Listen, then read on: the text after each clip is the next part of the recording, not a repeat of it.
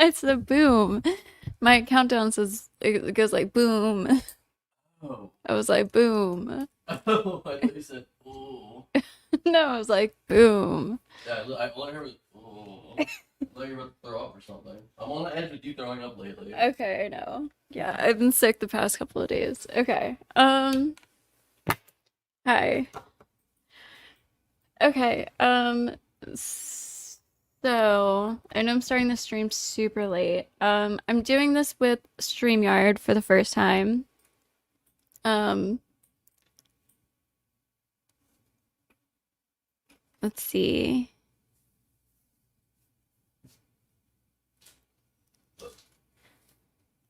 Um, so let's see how this goes. But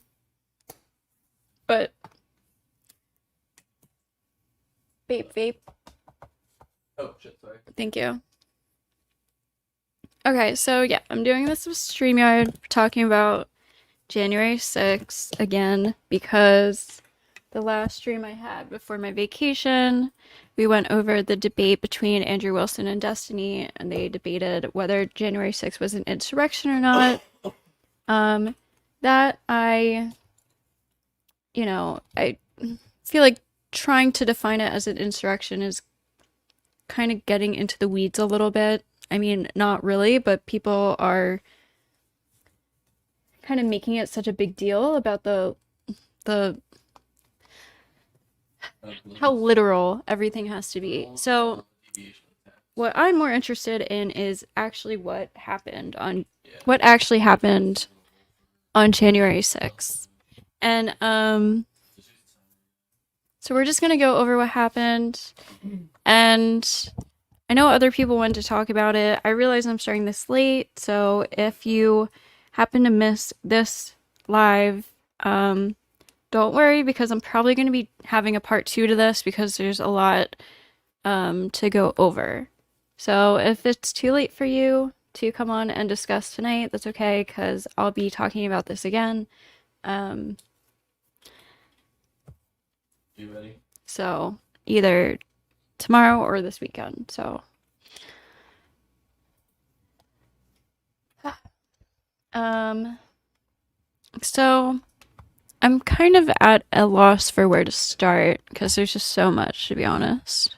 But I think we're gonna start with this short video, and then we're gonna go over some of the actual January 6th hearings.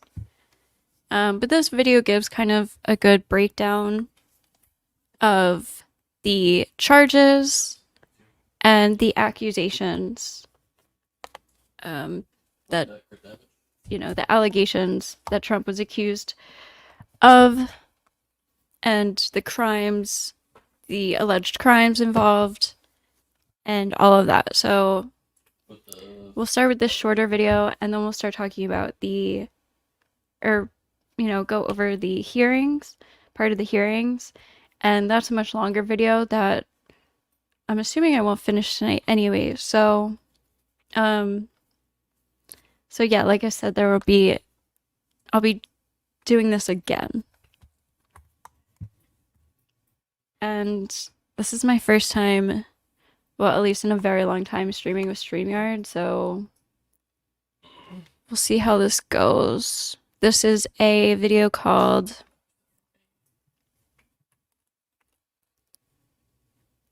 How Trump allegedly tried to steal the election. It's by Legal Eagle.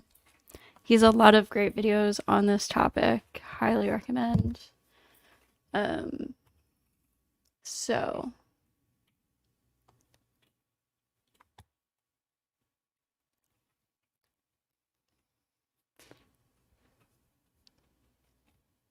all right, we're just gonna start by, like I said, watching this. Election interference. Former President Donald Trump has been indicted and arraigned for interfering with the 2020 election. The alleged facts of this conspiracy are... This is from 11 months ago. We've covered the legality of the crimes alleged, but it's worth exploring the facts of the crimes as well. Prosecutor Jack Smith lays out a story that is as yet unproven in court, but is the most comprehensive look at the conspiracy to overturn and subvert the 2020 election to date. Now, this story takes place in 2 months between November 14th, 2020 and Joe Biden's swearing-in ceremony on January 20th, 2021. The indictment says that the conspiracy started 11 days after the general election. Now, during that time, we got the worst gang of criminals to work with Donald Trump since Harry and Marv in Home Alone 2. This cast of characters is enumerated in paragraph 8, starting with co-conspirator 1, an attorney who was willing to spread knowingly false claims and pursue strategies that defendants' 2020 re-election campaign attorneys would not. You guessed it. So that's a important part about this. Yeah. An attorney who was willing to spread knowingly false claims and pursue strategies that the defendants' 2020 re-election campaign attorneys would not. The important part, though, is willingly to spread knowingly false claims. So those false claims are referring to the election fraud. You know, Trump obviously was spreading this idea that the election was going to be rigged, or the election was rigged. The whole steal the vote movement and protests had to do with all of that. And lots of people argue, well, you know, if people legitimately thought that there was election fraud, didn't they have like a right to riot at the Capitol, or at minimally protest and such? And the answer is yes, but the whole point is that Trump did know that the election fraud was not valid and was not legit. There were not legit claims of election fraud, and he knew this. He was aware of this. He was told this again and again by, I guess, like members of Congress and people involved in the electoral college and stuff like that. But either way, he was well aware that, you know, there weren't legitimate claims of election fraud, but he was spreading this, and he was trying to get other people to spread this too, and specifically from like swing states or very important states. And this was all a part of the conspiracy, or the his plan to steal the election himself. That's why steal the vote is kind of a very ironic you know, movement or whatever. And pursue strategies that defendants' 2020 re-election campaign attorneys would not. You guessed it, give it up for America's mayor, Rudy Giuliani.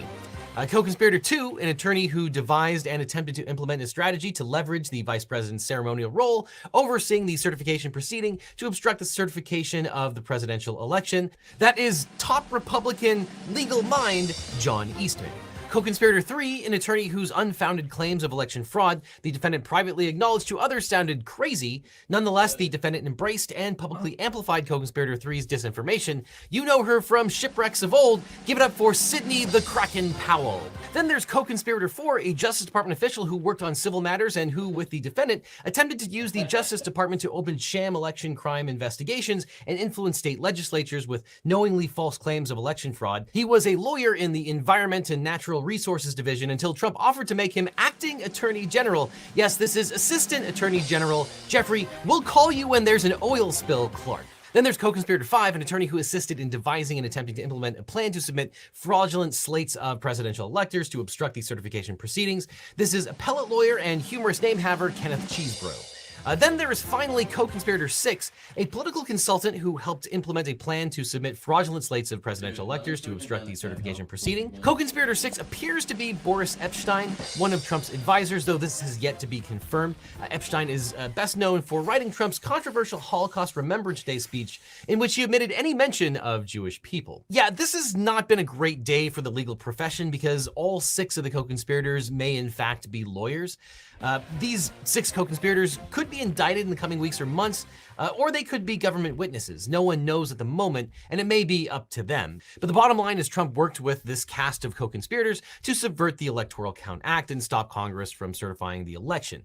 The ECA governs the process of casting and counting Electoral College votes for president and vice president, and the statute sets forth a timeline for states to appoint presidential elections in November and for electors to cast their votes in December, and describes the process that Congress should follow when it counts the state's electoral votes in January. These days, each state casts electoral votes based on their state's popular vote and then sends their electoral votes along with the state executive's certification that they were the state's legitimate electors to Congress to be counted at an official proceeding.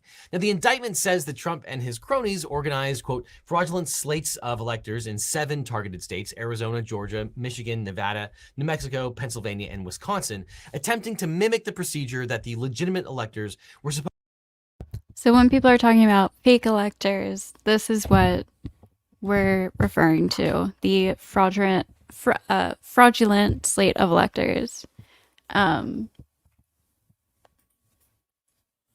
Supposed to follow under the Constitution and other federal and state laws. The conspirators caused these fake electors to, quote, meet on the day appointed by federal law on which legitimate electors were to gather and cast their votes, cast fraudulent votes for the defendant, and sign certificates falsely representing that they were legitimate electors.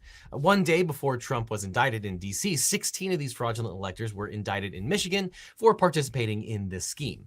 And Trump also attempted to use the power and authority of the Justice Department to launch a sham criminal investigation into voter fraud that didn't occur. This apparently included sending a letter outlining false claims that the DOJ discovered massive election irregularities and recommending that these states call a special legislative session to determine, quote, who won the most legal votes and consider appointing a new slate of electors. Now, some of the most troubling allegations involve Jeffrey Clark, the environmental lawyer at the DOJ who Trump wanted to appoint as Attorney General in the waning weeks of his term. Clark met secretly with Trump on December 22nd, failing to inform his superiors of the meeting, which is, of course, DOJ protocol. Now, it's obvious why he didn't tell them. Trump and his allies allegedly tried to get acting Attorney General Jeffrey Rosen to sign a letter that made, quote, knowingly false claims of election fraud to officials in the targeted states.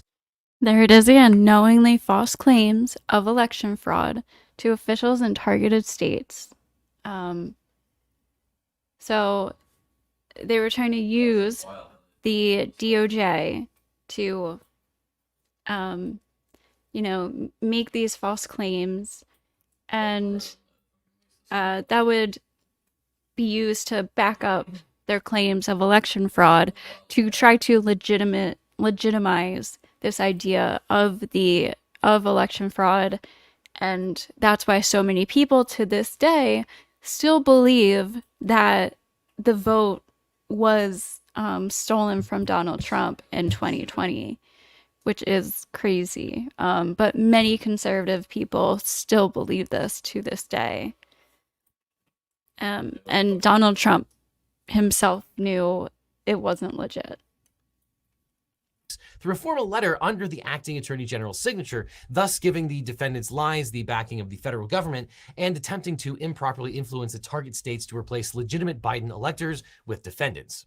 Now, apparently Rosen wanted nothing to do with this, and on December 26th, he told Clark not to meet with Trump again without notice. Clark said the meeting was an accident and he would abide by Rosen's directive. But the next morning, and when we go on to watch some of the January 6th hearings, we hear this a lot, is Trump and Trump's team reaching out to, different government officials from different states, specifically those targeted swing states and popular states, and trying to contact them in very unprofessional and inappropriate ways, to the point where, these people at these states were saying, like, do not accept any more phone calls from Trump's people. Like, this is very inappropriate to be discussing this in this manner, because it was very shady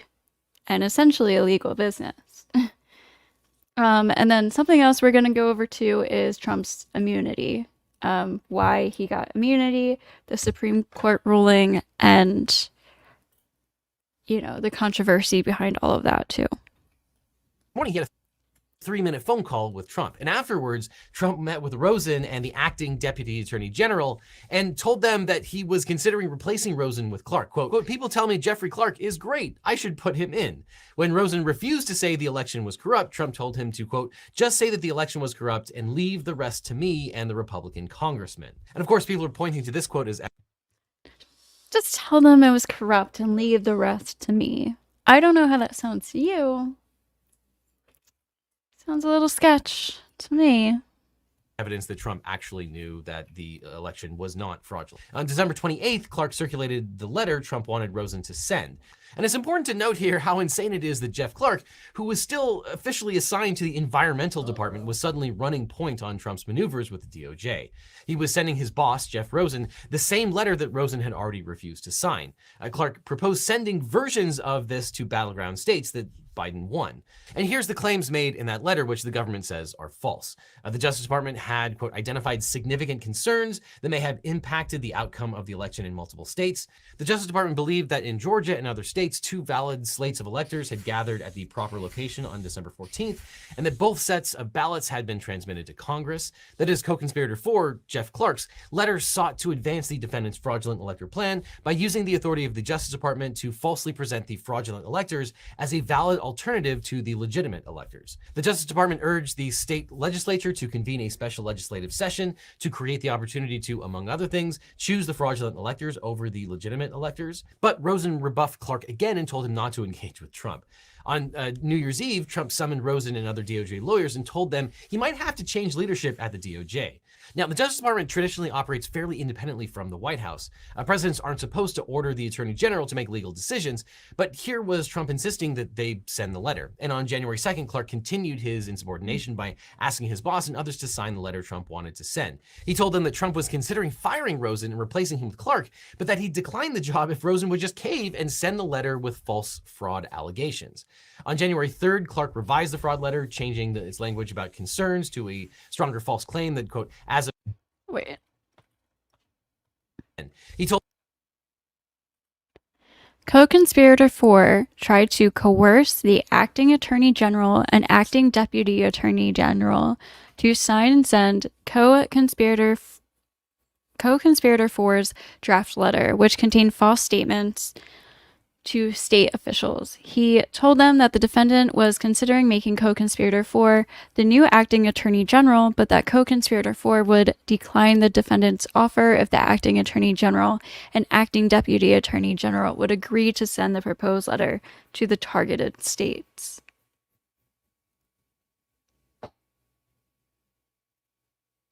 So the Justice Department officials refused. So it sounds like he was threatening his job, right?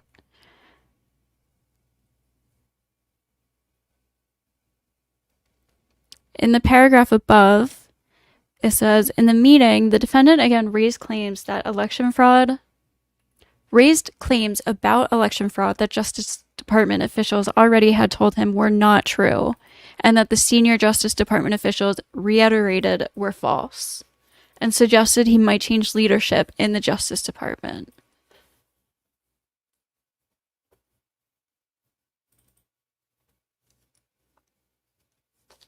Co-conspirator 4 tried to coerce the acting attorney general to sign and send co-conspirators 4 draft, which contained false statements. He told them that the defendant, Donald Trump, was considering making co-conspirator 4 the new acting attorney general. Yeah, so he's threatening his job. So he's basically saying, like, co-conspirator 4 was saying to the acting attorney general that, you know, Donald Trump's considering making me acting attorney general. But if you sign this letter, I won't accept the offer. So he's threatening him with his job. And the Justice Department officials refused to do so still.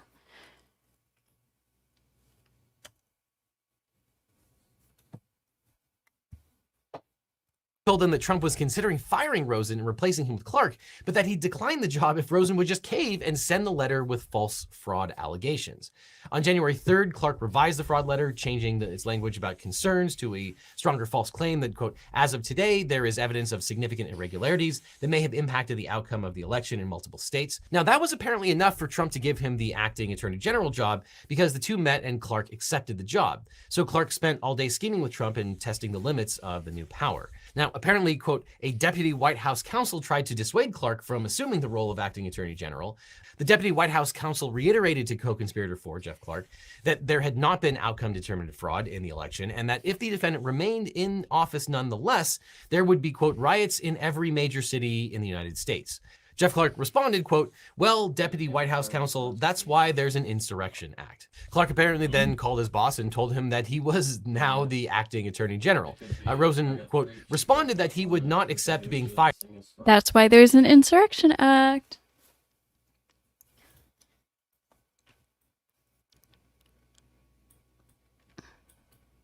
The deputy White House counsel reiterated to co-conspirator 4 that there had not been outcome-determinative fraud in the election and that if the defendant remained in office nonetheless, there would be riots in every major city in the United States.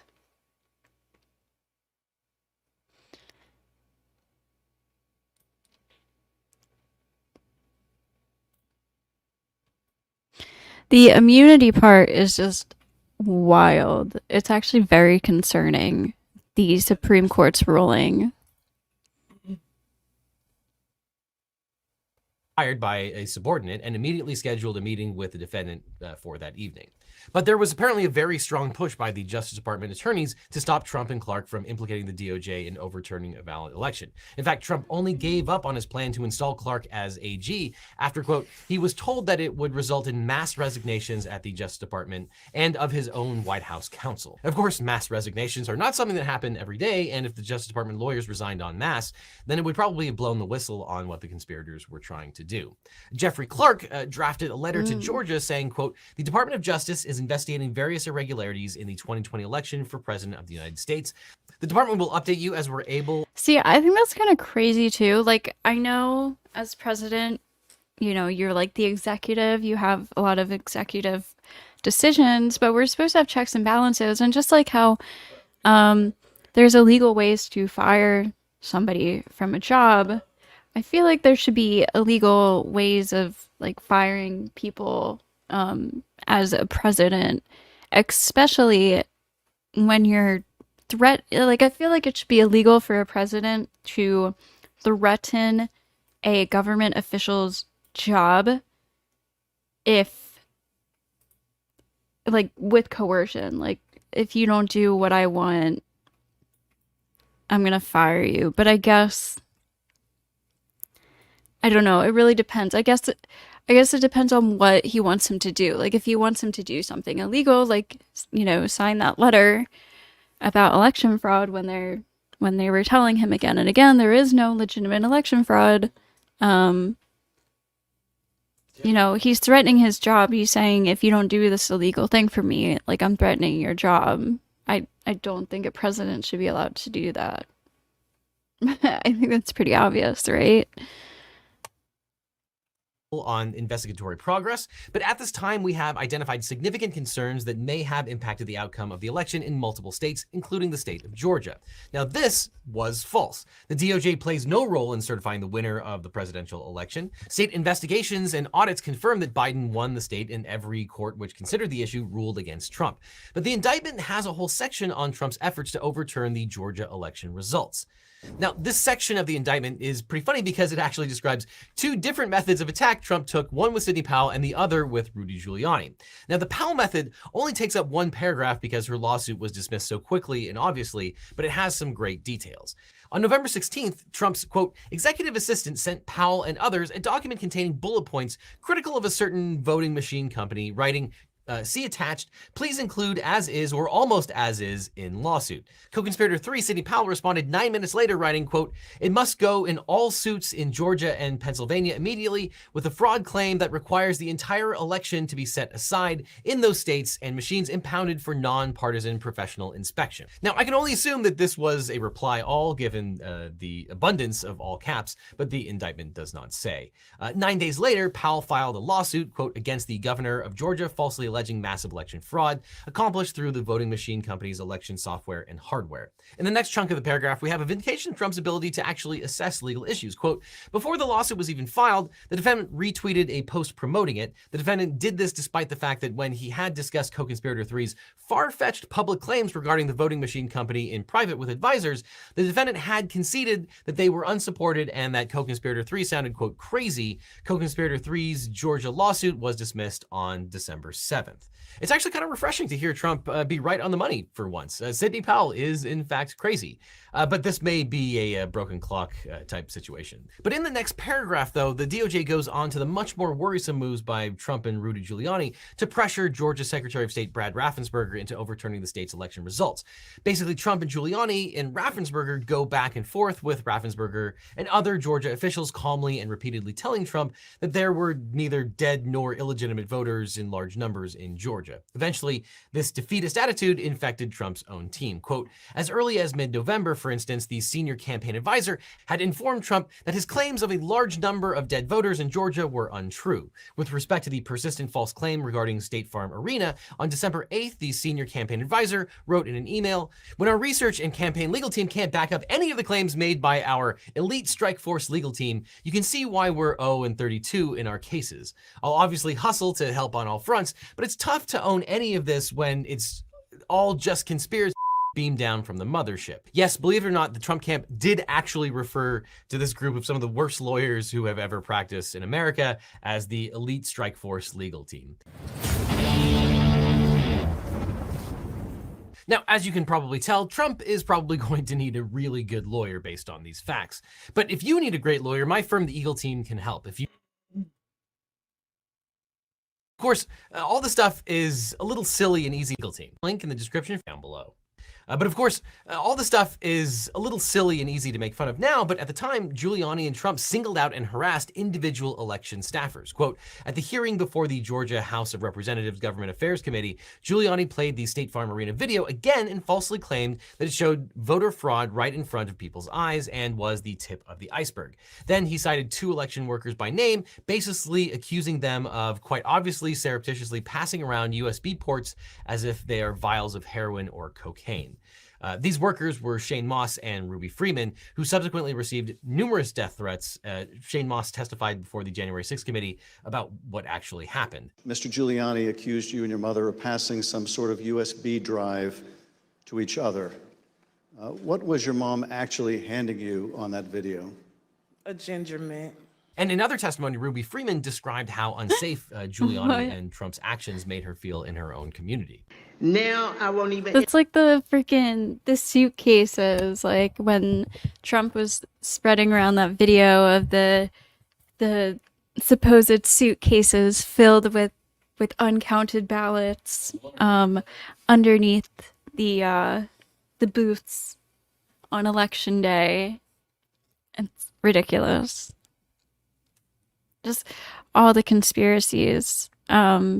And this is something, again, like not to be dramatic, but this is something that dictators are very notorious of doing, is causing uncertainty and spreading conspiracies and misinformation to the public to make them feel unsafe and untrusting of their government. Introduce myself by my name anymore. I get nervous when I have to give my name for food orders. Around the week of January 6th, the FBI informed me that I needed to leave my home for safety. Understood. How long did you stay out? Did you remain outside of your home? I stayed away from my home for approximately 2 months.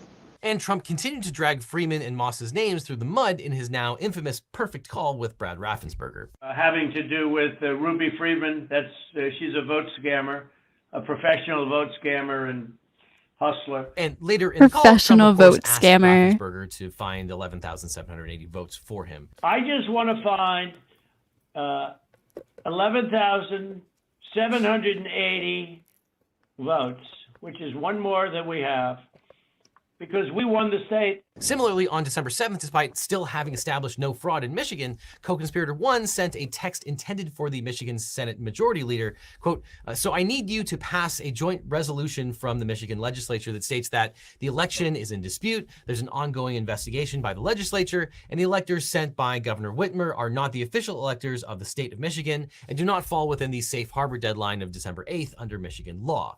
Now, I'd be curious to hear why the indictment says that Giuliani intended that text to be sent to the Michigan Senate Majority Leader. Did he send that to someone close to the Majority Leader who would then pass along the message? Or did he actually send that to someone who wasn't connected at all, who then turned it over to the FBI?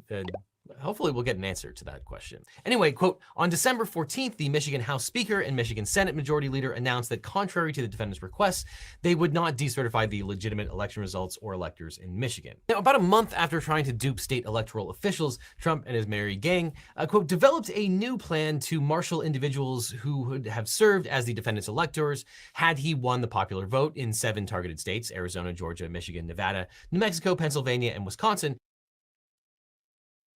As the defendant's attempts to obstruct the electoral vote through deceit of state officials met with a repeated failure beginning in early December 2020, he and co-conspirators developed a new plan to marshal individuals who have served as the defendant's electors. Had he won the popular vote in 7 targeted states. And cause those individuals to make and send the vice president and Congress false certifications that they were legitimate electors. Yeah. So switch it up. So this is where Mike Pence starts to come into play, where, you know, what the pressure that they were putting on Mike Pence. Under the plan, the submission of these fraudulent slates would create a fake controversy at the certification proceeding and position the vice president presiding on January 6th as president of the Senate to vote in 7 targeted states, Arizona. Sorry, I couldn't read it. To supplement legitimate electors with the defendant's fake electors and certify the defendant as president. So this was the scheme, and you can see it's titled The Defendant's Use of Dishonesty, Fraud, and Deceit to Organize Fraudulent Slates of Electors and Cause Them to Transmit False Certifications to Congress.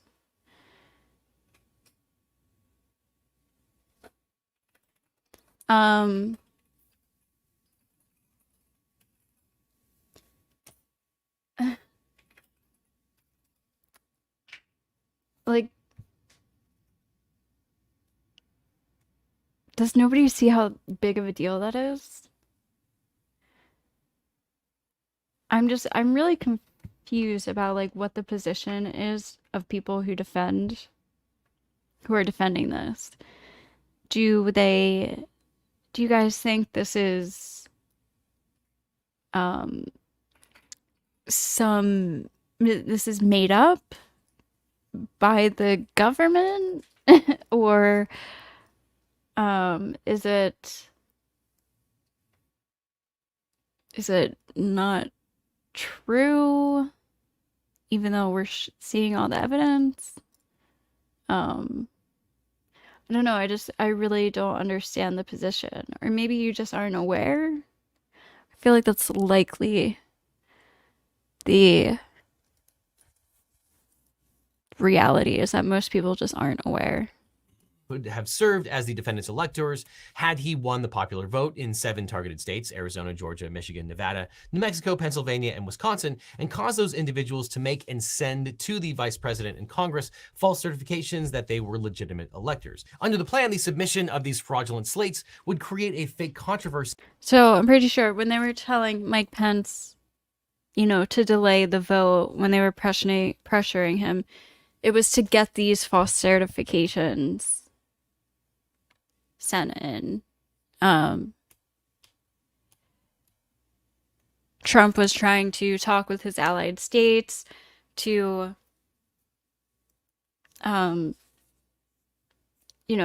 that to delay the vote certification process, because he was working on these fraudulent slates and these to make the fake certifications, to get those sent in and then certify that vote, which would make Trump president. But it was all not legit.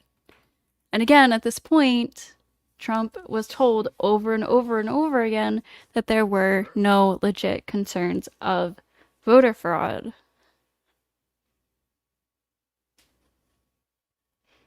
At the certification proceeding and position the vice president presiding on January 6th as president of the Senate to supplant legitimate electors with the defendant's fake electors and certify the defendant as president. And if you don't think this is a big deal, which I don't understand how you wouldn't, the Supreme Court's ruling on Trump's immunity should definitely concern anybody about who is going to take the position of president. And, the fact that Trump's history of this fake elector scheme that he tried is more than enough evidence for me to not ever want to allow somebody like that to have that kind of power again, especially now that he knows the immunity that he has. And it's all presidents, which is very concerning. Paragraph 58 has a fun account of how this would have gone down, as recalled by an Arizona attorney invited to be a fake elector. The next day, on December 8th, Kenneth Chesebro called the Arizona attorney on Boris Epstein's list. In an email after the call, the Arizona attorney recounted his conversation with Chesebro as follows. I just talked to the gentleman who did that memo, Ken Chesebro. His idea is basically that all of us have our electors send in their votes, even though the votes aren't legal under federal law, because they're not signed by the governor, so that members of Congress can fight about whether they should be counted on January 6th. They could potentially argue that they're not bound by the federal law because they're Congress and make the law, etc. Kind of wild/creative. I'm happy to discuss. My comment to him was that I guess there's no harm in it, legally at least, i.e. we would just be sending in fake electoral votes to Pence so that someone in Congress can make an objection when they start counting votes and start arguing that the fake votes should be counted. Couple little fun editorials by this attorney that I want to point out. First, he points out that the fake electors would be illegal under federal law. Then the lawyer pivots to conclude that the scheme would result in congressional debate that legally at least would do no harm. There's no harm in it legally at least is doing a lot of heavy lifting, like Schwarzenegger levels of lifting, like Joan Rivers levels of lifting. And secondly, wild/creative is probably how you want to describe an ugly drawing that your friend's kid made, not really a plan to overturn the presidential election. But if you encounter a legal theory that is wild/creative, you should probably travel expeditiously in the other direction. Now, the other people familiar with Trump's plan, namely his co-conspirators, absolutely refused to stand by it when push came to shove. Quote, on December 13th, the defendant asked the senior campaign advisor for an update on what was going on with the elector plan and directed him to put out a statement on electors. When the senior campaign advisor related those developments in text messages to the deputy campaign manager, a senior advisor to the defendant, and a campaign staffer, the deputy campaign manager responded, here's the thing, the way this is morphed, it's a crazy plan, so I don't know who wants to put their name on it. And it continues. The senior advisor wrote, certifying illegal votes. In turn, the participants in the group text message refused to have a statement regarding electors attributed to their names because none of them could stand by it. Now, the indictment also alleges that Trump put extreme pressure on Mike Pence, including putting a damper on what I can only assume was a very bland Christmas dinner. On Christmas Day, Pence called Trump to wish him a Merry Christmas, but Trump steered the conversation to the election, leading Pence to tell him, you know, I don't think I have authority to change the outcome. And here the indictment cites to the vice president's contemporaneous notes to allege that Trump told Pence that the DOJ was finding major infractions And that happened on December 29th, long after multiple DOJ officials told Trump that there was actually no fraud. On January 1st, 2021, Trump allegedly berated Pence for refusing to go along with his proposal. In response, the defendant told the vice president, "You're too honest." Then on January 4th, Trump met with Pence, one of the co-conspirators, the vice president's chief of staff, and the vice president's counsel to convince Pence that he should reject Joe Biden's electoral. He told the vice president, "You're too honest." Sorry, how did I change all this? What am I, like this? Which was it? Okay, there we go. Votes or resend them back to the states. During the meeting, as reflected in the vice president's contemporaneous notes, the defendant made knowingly false claims of election fraud, including, "Bottom line, won every state by hundreds of thousands of votes," and "We won every state." Side note, Mike Pence is now selling merch that says "Too honest" to capitalize on this historic moment. Trump met with Pence again on January 5th to convince him to overturn the election, but when Pence refused, Trump, quote, grew. And it's kind of crazy, like, years ago, Mike Pence was considered a very, like, extreme conservative. Like, he was a pretty far, like, not like today's far right, but back then he was, like, considered pretty, like, far right, like a very, like, ultra conservative guy that was concerning for Democrats. And now Mike Pence is, like, one of the good guys. You know what I mean? Like, he's, like, an actual, like, just compared to the conservatives today, it's just, there's so much extremity. They're so extreme and out there. Yeah, you want to have them voice shadow so they can. Grew frustrated and told the vice president that the defendant would have to publicly criticize him. But, quote, upon learning this, the vice president's chief of staff was concerned for the vice president's safety and alerted the head of the vice president's Secret Service detail. Later that day, Trump tweeted that, quote, "The vice president and I are in total agreement that the vice president has the power to act." As an aside, this is probably important because it shows that Trump wasn't just lying about whether he believed he won the election. As far as we know, Pence never agreed with Trump that the vice president had the legal authority to do what Trump wanted him to do. And the indictment says that Trump lied about Pence's intentions, which theoretically moved the conspiracy forward. And on January 6th, Trump tweeted about Pence repeatedly. Staffers from Senator Ron Johnson's office sent the fraudulent certificates to Pence's office, but a Pence staffer refused to accept them. The indictment says Trump exploited the violence at the Capitol to pressure Pence. When staffers left him alone in the dining room, he tweeted that, quote, "Mike Pence didn't have the courage to do what should have been done to protect our country." And just 1 minute later, the Secret Service had to evacuate the vice president to a secure location. They took Pence to a place where he could never be found, presumably a room with a woman in it. But, quote, upon learning this, the vice president's chief of staff was concerned for the vice president's safety and alerted the head of the vice president's Secret Service detail. While Mike Pence was hiding from writers, Trump took this opportunity to pressure lawmakers into delaying the certification, and Trump had Giuliani call 5 senators and a representative. In one of the calls, co-conspirator 1 left a voicemail intended for a United States senator that said, "We need you, our Republican friends, to try to just slow it down so we can get these legislatures to get more information to you. And I know they're reconvening at 8 tonight, but the only strategy we can follow is to object to numerous states and raise issues so that we get ourselves into tomorrow, ideally until the end of tomorrow." And later that night, Giuliani claimed that illegal immigrants had voted in substantial numbers in Arizona and that Georgia gave you a number in which 65,000 people who were underage voted. Now, Trump supporters insist that Trump really believed the election was stolen, and we covered the implications of Trump's mental state in the prior video that we did on this. And while I suppose anything is possible, it's hard to believe when he was being rebuffed so strongly by the Justice Department and so many other people at the same time.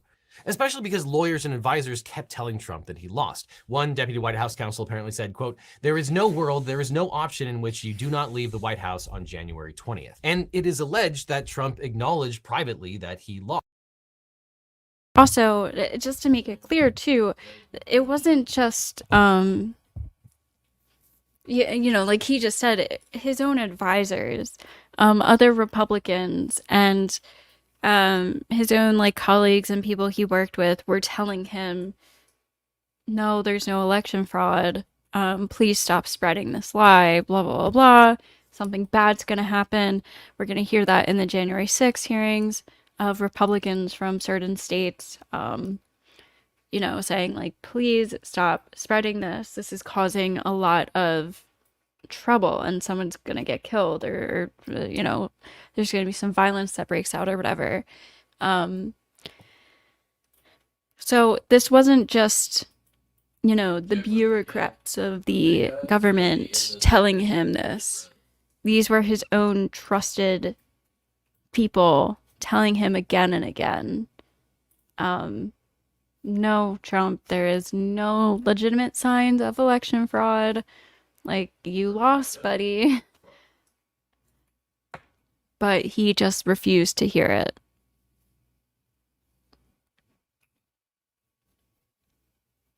Lost.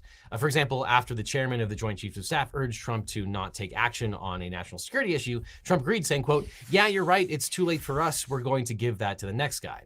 That was on January 3rd, just 3 days before the Trump-inspired voters came to the Capitol and interrupted the certification. And the New York Times reports that the special counsel had access to a previously unseen internal memo from the 2020 Trump campaign describing in detail the plot by Donald Trump and his lawyers to subvert the election results in 6 states. The memo was written by Ken Cheeseborough, and it describes a three-pronged plan to prevent Congress from certifying Joe Biden's victory on January 6, 2020. The memo was sent to a Wisconsin lawyer, James R. Trupis, the lead attorney for the Trump campaign in Wisconsin, who oversaw the fake elector scheme in his state. Quote, Trupis filed a lawsuit in December 2020 asking the Wisconsin Supreme Court to throw out hundreds of thousands of absentee ballots, saying they violated voting requirements. The court ultimately rejected the lawsuit. Now, Cheeseborough wrote to Trupis saying, quote, "It seems feasible the Trump campaign could subvert Biden's victory. His plan would, quote, force the members of Congress, the media, and the American people to focus on the substantive evidence of illegal election and counting activities in the 6 contested states, provided 3 things happen." And according to Cheeseborough's plan, quote, Republican electors in all 6 states, Arizona, Georgia, Michigan, Nevada, Pennsylvania, and Wisconsin, would meet and cast votes for Trump on the 14th of December, 2020, the deadline for electors to send their votes to Congress for certification in January. Attorneys in each of the 6 states would simultaneously file lawsuits that would lead to either a Trump victory or a Biden loss, which would be pending on the 6th of January, the certification date. And then finally, on the day that Congress meets to certify the electors' votes, quote, Pence, presiding over the joint session, takes the position that it is his constitutional power and duty alone as president of the Senate to both open and count the votes, and that anything in the Electoral Count Act to the contrary is unconstitutional. Now, before Donald Trump goes to jail, I'm sure he'd love to have one last home-cooked meal, which you can do with today's sponsor, because with HelloFresh, you can make it exactly. Okay, so there's that.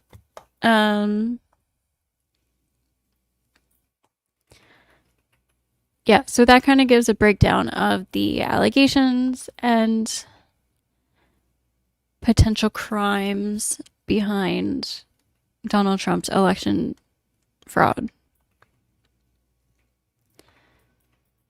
So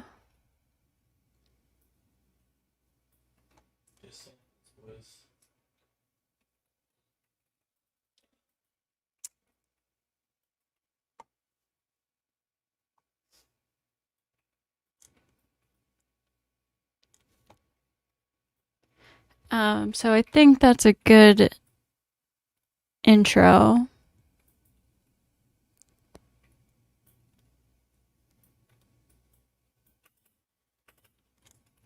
Let's see. Involved fake electors.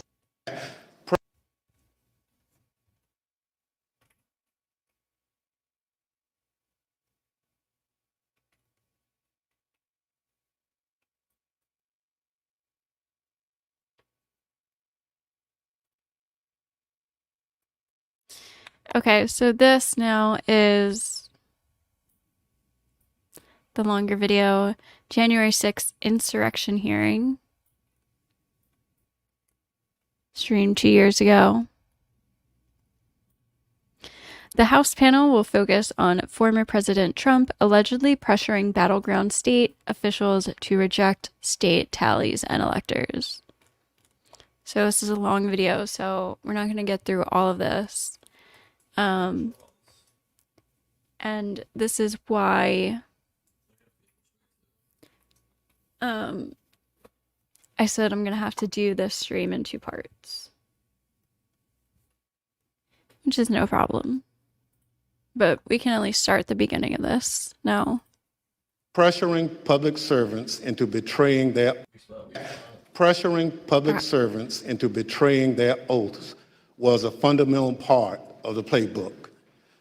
And a handful of election officials in several key states stood between Donald Trump and the upending of American democracy. As we begin today, it's important to remember when we count the votes for president, we count the votes state by state.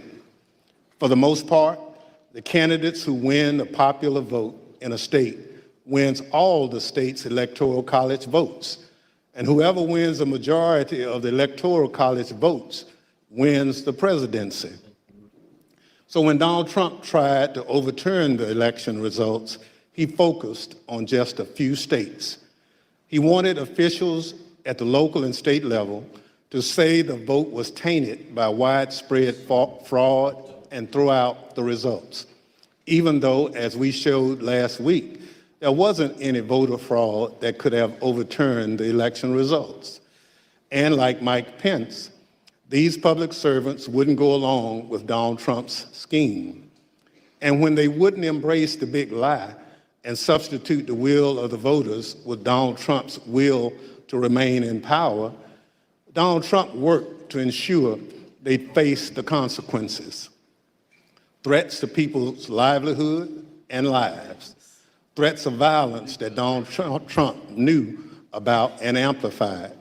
And in our other hearings, we can't just look backward at what happened in late 2020 and in the early 2021 because the danger hadn't gone away. Our democracy endured a mighty test on January 6th and in the days before. We say our institutions held. But what does that really mean? Democratic institutions aren't abstractions or ideas.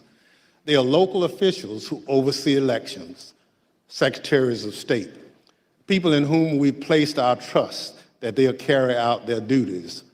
But what if they don't? 2 weeks ago, New Mexico held its primary elections.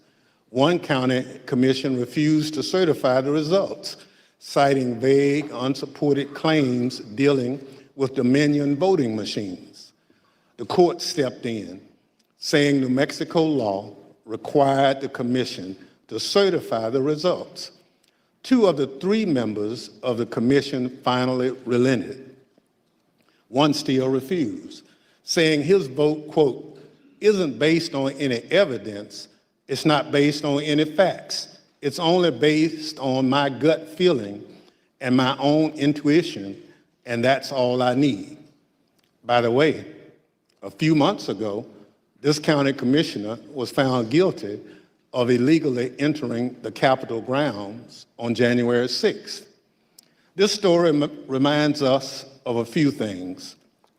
First, as we've shown in our previous hearings, claims that widespread voter fraud tainted the 2020 presidential election have always been a lie. Donald Trump knew they were a lie, and he kept amplifying them anyway. Everything we described today, the relentless, destructive pressure campaign on state and local officials, was all based on a lie. Donald Trump knew it, he did it anyway. Second, the lie hasn't gone away. It's corrupting our democratic institutions. People who believe that lie are now seeking positions of public trust. And as seen in New Mexico, their oath to be to the people they serve will take a backseat to their commitment to the big lie. If that happens, who will make sure our institutions don't break under the pressure? We won't have close calls. We'll have a catastrophe. My distinguished colleague from California, Mr. Schiff, will present much of the Select Committee's finding on this matter. First, I'm pleased to recognize our Vice Chair, Ms. Cheney. And lots of people still believe the big lie, as he puts it. Lots of people still think that the vote was stolen from Donald Trump in 2020. They still believe that. of Wyoming for any opening statement she'd care to offer.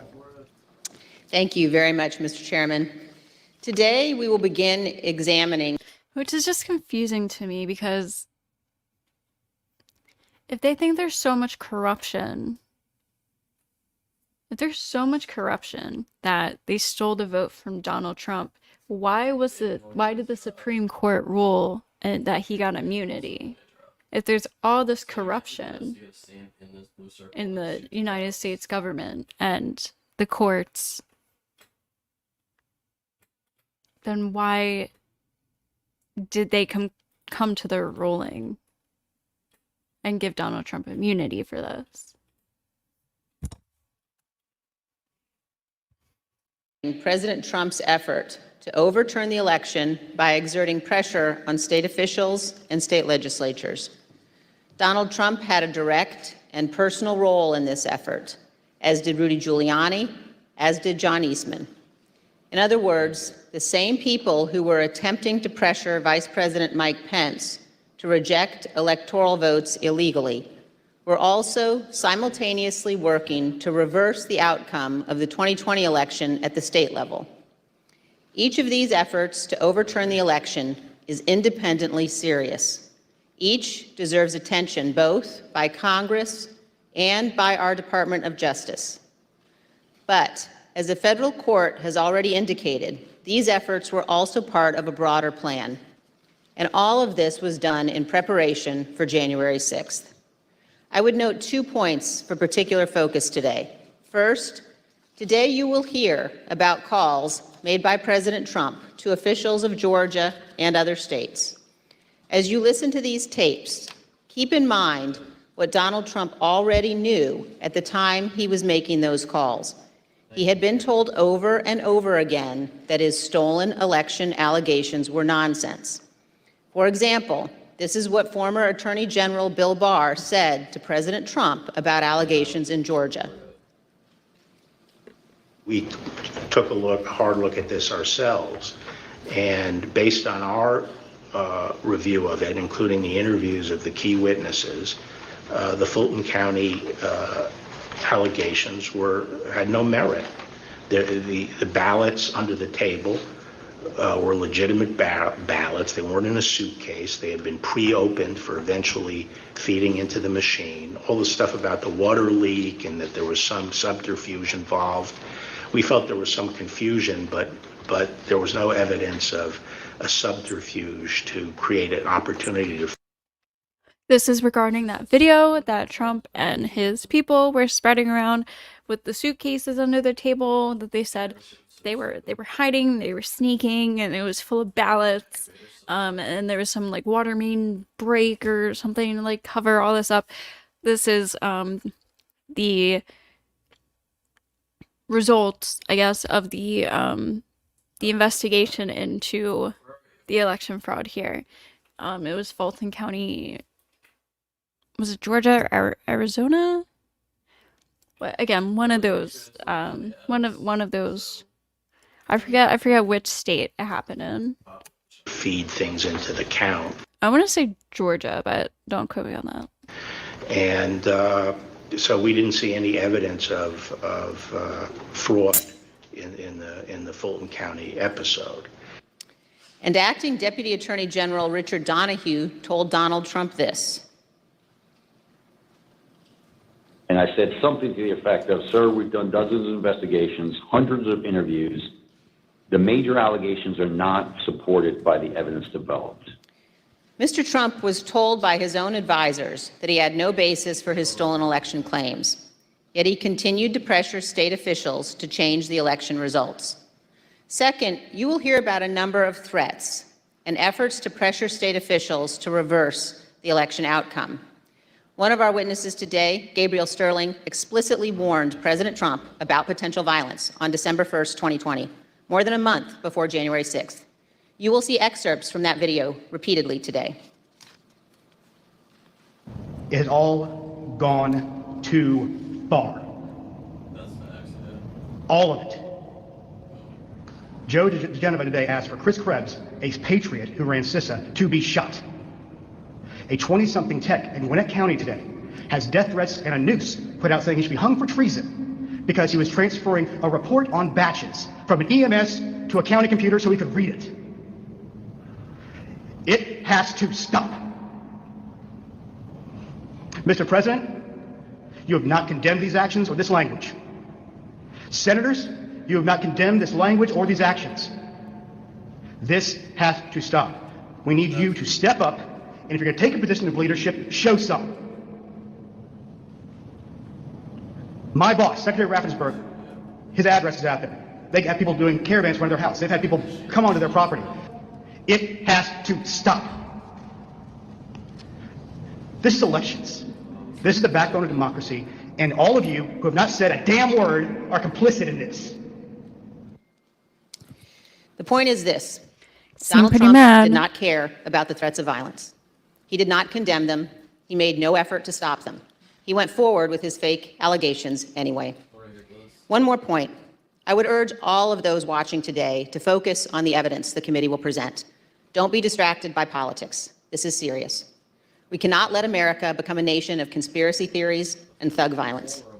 Finally, I want to thank our witnesses today for all of your service to our country. Today, all of America will hear about the selfless actions of these men and women who acted honorably to uphold the law, protect our freedom, and preserve our Constitution. Today, Mr. Chairman, we will all see an example of what truly makes America great. Thank you, Mr. Chairman. I yield back. Without objection, the chair recognizes the gentleman from California, Mr. Schiff, for an opening statement. Thank you, Mr. Chairman and Madam Vice Chair. On November 3rd, 2020, Donald Trump ran for re-election to the office of the presidency, and he lost. His opponent, Joe Biden, finished ahead in the key battleground states of Arizona, Michigan, Wisconsin, Pennsylvania, Georgia, and elsewhere. Nevertheless, and for the first time in history, the losing presidential candidate fought to hold on to power. As we have seen in previous hearings, he did so through a variety of means. First time in history. On Election Day, he sought to stop the counting of the vote, knowing that the millions of absentee ballots elections officials would be counting on Election Day and thereafter would run strongly against him and deliver a victory to Joe Biden. Next, and when he could not stop the counting, he tried to stop state legislatures and governors from certifying the results of the election. He went to court and filed dozens of frivolous lawsuits, making unsubstantiated claims of fraud. When that too failed, he mounted a pressure campaign directed at individual state legislators to try to get them to go back into session and either declare him the winner, decertify Joe Biden as the winner, or send two slates of electors to Congress, one for Biden and one for him, and pressure Vice President Pence to choose him as the winner. But the state legislatures wouldn't go along with this scheme, and neither would the vice president. None of the legislatures agreed to go back into special session and declare him the winner. No legitimate state authority in the states Donald Trump lost would agree to appoint fake Trump electors and send them to Congress. But this didn't stop the Trump campaign either. They assembled groups of individuals in key battleground states and got them to call themselves electors, created phony certificates associated with these fake electors, and then transmitted these certificates to Washington and to the Congress to be counted during the joint session of Congress on January 6th. None of this worked. But according to Federal District Judge David Carter, former President Trump and others likely violated multiple federal laws by engaging in this scheme, including conspiracy to defraud the United States. You will hear evidence of the former president and his top... Sounds like a pretty bad charge. Conspiracy to fraud the United States. I wouldn't want to be charged with that. advisors' direct involvement in key elements of this plot, or what Judge Carter called a coup in search of a legal theory. For as the judge explained, President Trump's pressure campaign to stop the electoral count did not end with Vice President Pence. It targeted every tier of federal and state elected officials. Convincing state legislatures, he said, to certify competing electors was essential to stop the count and ensure President Trump's reelection. As we have seen in our prior hearings, running through this scheme was a big lie. That's why "Stop the Steal" is literally the most ironic slogan for this scheme you could come up with. Stop the steal. You're trying to stop the legit count to steal the vote. I'm convinced you just lose HP on this shit. that the election was plagued with massive fraud and somehow stolen. You'll remember what the president's own Attorney General, Bill Barr, said he told the president about these claims of massive fraud affecting the outcome of the election. And I told him that the stuff that his people were shoveling out to the public was bullshit. I mean, that the claims of fraud were bullshit. The president's lie was... I wonder if that's the same Attorney General that Trump threatened his job. Or not Trump. The fourth co-conspirator. I think that was the word they used in the document. Remember, he was saying, oh, well, you know, Donald Trump offered me to take your position, but if you sign this letter, you know, certifying that there was election fraud, then I won't take Donald Trump's offer to take your job. And that was the acting attorney general. I wonder if this is the same, if this is that guy that they were talking about. And is a dangerous cancer on the body politic. If you can convince Americans that they cannot trust their own elections, that any time they lose it is somehow illegitimate, then what is left but violence to determine who should govern? This brings us to the focus of today's hearing. When state elections officials refused to stop the count, Donald Trump and his campaign tried to put pressure on them. When state executive officials refused to certify him the winner of states he lost, he applied more pressure. When state legislators refused to go back into session and appoint Trump electors, he amped up the pressure yet again. Anyone who got in the way of Donald Trump's continued hold on power after he lost the election was the subject of a dangerous and escalating campaign of pressure. This pressure campaign brought angry phone calls and texts, armed protests, intimidation, and all too often, threats of violence and death. State legislators were singled out. So too were statewide elections officials. Even local elections workers, diligently doing their jobs, were accused of being criminals and had their lives turned upside down.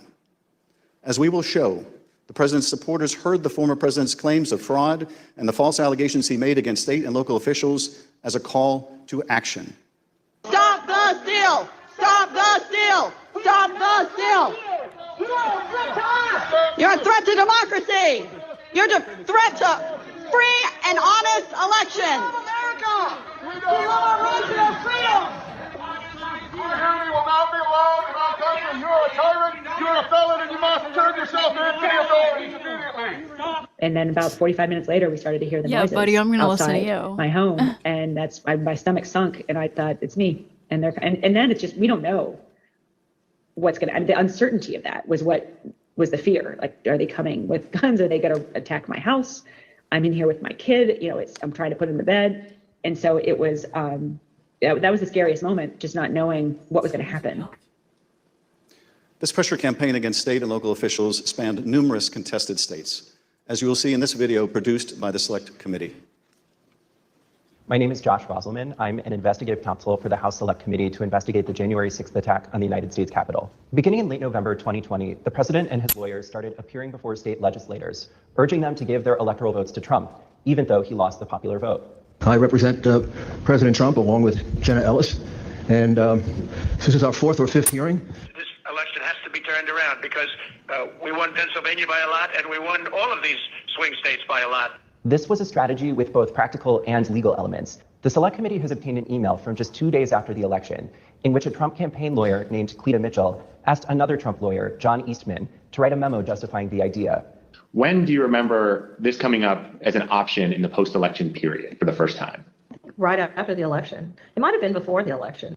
Eastman prepared a memo attempting to justify this strategy, which was circulated to the Trump White House, Rudy Giuliani's legal team, and state legislators around the country. And he appeared before the Georgia state legislature to advocate for it publicly. You could also do what the Florida legislature was prepared to do, which is to adopt a slate of electors yourselves. And when you add in the mix of the significant statistical anomalies and sworn affidavits and video evidence of outright election fraud, I don't think it's just your authority to do that, but quite frankly, I think you have a duty to do that, to protect the integrity of the election here in Georgia. But Republican officials in several states released public statements recognizing that President Trump's proposal was unlawful. For instance, Georgia Governor Brian Kemp called the proposal unconstitutional, while Arizona House Speaker Rusty Bowers wrote that the idea would undermine the rule of law. The pressure campaign to get state legislators to go along with the scheme intensified when President Trump invited delegations from Michigan and Pennsylvania to the White House. Either you or Speaker Chatfield, did you make the point to the president that you were not going to do anything that violated Michigan law? I believe we did. Whether or not it was those exact words or not, but I think that the words that I would have more likely used is we were going to follow the law. Nevertheless, the pressure continued. The next day, President Trump tweeted, quote, "Hopefully the courts and/or legislatures will have the courage to do what has to be done to maintain the integrity of our elections and the United States of America itself. The world is watching." He posted multiple messages on Facebook listing the contact information for state officials and urging his supporters to contact them to, quote, "demand a vote on decertification." In one of those posts, President Trump disclosed Mike Shirkey's personal phone number to his millions of followers. All I remember is receiving over just shy of 4,000 text messages over a short period of time, calling to take action. It was a loud noise, loud, consistent cadence of, we hear that the Trump folks are calling and asking for changes in the electors, and you guys can do this. Well, they were believing things that were untrue. These efforts also involved targeted outreach to state legislators. Hi, Representative. My name is Angela McCallum. I'm calling from Trump campaign headquarters in Washington, D.C. You do have the power to reclaim your authority and send a slate of electors that will support President Trump and Vice President Pence. From President Trump's lawyers and from Trump himself. And I've become friendly with legislators that I didn't know 4 weeks ago. Another legislator, Pennsylvania House Speaker Brian Cutler, received daily voicemails from Trump's lawyers in the last week of November. This all looks extremely bad, right? Like, and again, this is part of what we just heard in the last video about Trump and his people making these calls to government officials, I guess Congress members and state senators, perhaps,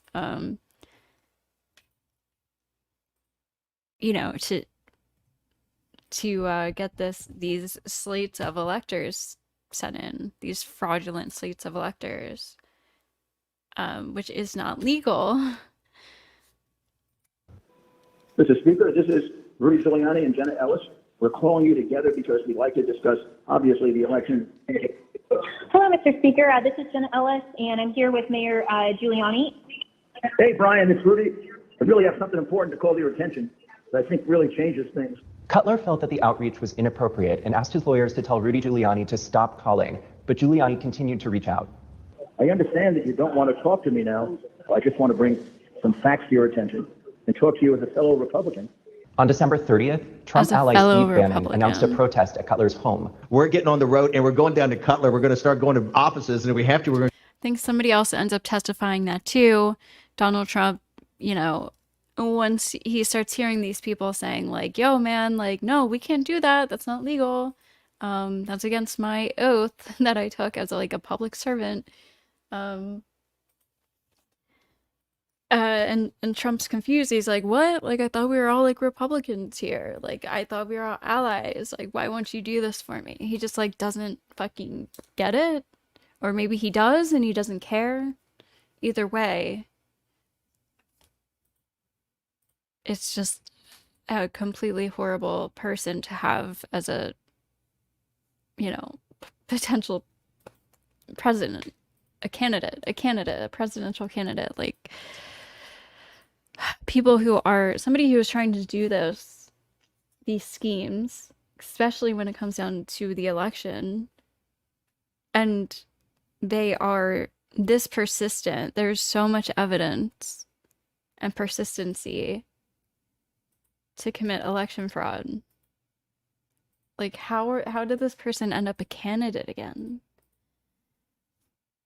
We're going to go to homes and we're going to let them know what we think about them. There were multiple protests. I actually don't remember the exact number. There was at least 3, I think, outside either my district office or my home. And you're correct. My then 15-year-old son was home by himself for the first one. All of my personal information was doxed online.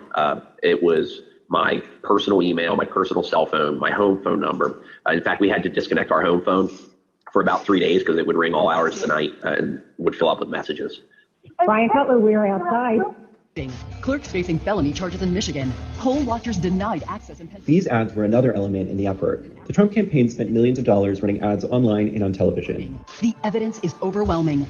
Call your governor and legislators. Demand they inspect the machines and hear the evidence. Public pressure on state officials often grew dangerous in the lead up to January 6th. Let us in! Let us in! Let us in! Let us in! Special session! Special session! Special session! We'll light the whole shit on fire. What are we going to do?